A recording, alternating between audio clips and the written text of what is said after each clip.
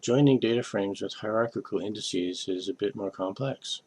We are setting up the left-hand and right-hand data frames similar to how we did left 1 and right 1, where in the left-hand database we leave the zero-based default indexing, but on the right-hand data frame we define both the indexes and the columns. And when we define the index, we give it a hierarchy. So the state names are the 0-level index, and the years are the 1-level index.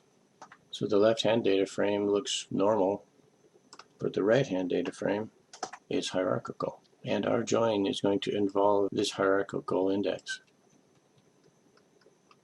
Now by inspection, we can see that there is no commonality in the values between these two data frames. The values in right hand are simply these numbers that we generate. The values in the left-hand data frame, though, they do match the values in the index. So we're going to merge on the key 1 and key 2 columns in the left-hand data frame, and we're going to set right index to be true. So the 0-level index in right hand matches the key 1 column in the left hand, and the 1-level index in right hand matches the key 2 column in left hand. So let's run this, and those indices from the right hand have been mapped to key 1 and key 2 in the left hand data frame. Now this setup has been moderately complex, but what if we have indexes now on both sides of the merge, indexes that match? Then we can use left index true and right index true, and so let's explore how this would work. For our values, we're simply putting in these floats, and we're doing that inside both of our data frames.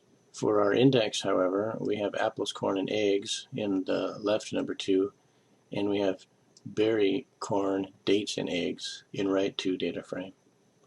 And in our columns, we have states in both the left 2 data frame and the right 2 data frame. Now you might have noticed that we always put our left named data frame on the left and our right named data frame on the right. And this is not by accident. We could have named this data frame anything we want. We obviously do not have to name this left. The position left is given simply by the order within which we load these into the merge method. So let's run this. Since corn and eggs are the only shared values between these two data frames, then we get the inner join.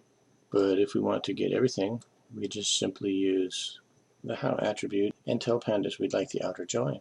Now we saw up here that we have another argument called indicator.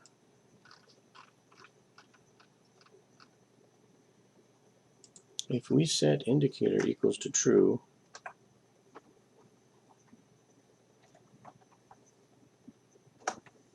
the indicator simply tells us where these values come from.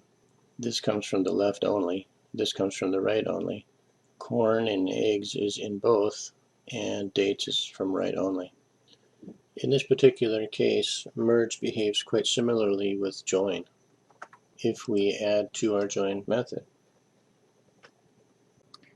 I'll just say in closing this section that it's a good idea to review the left and the right concept when it comes to this indexing, recognizing that left is simply a reference to the first data set included in the merge method, and right is a reference to the second data set in the merge method.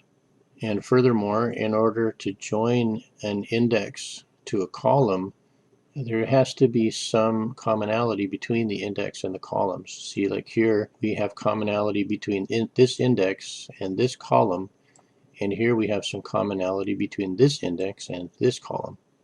So left and right and common labels, it's the key to gaining intuition regarding how merge works, both with indices and with values.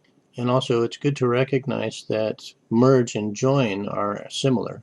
And many analysts use one or the other. Many analysts do not use both, and some people like join better, some people like merge better.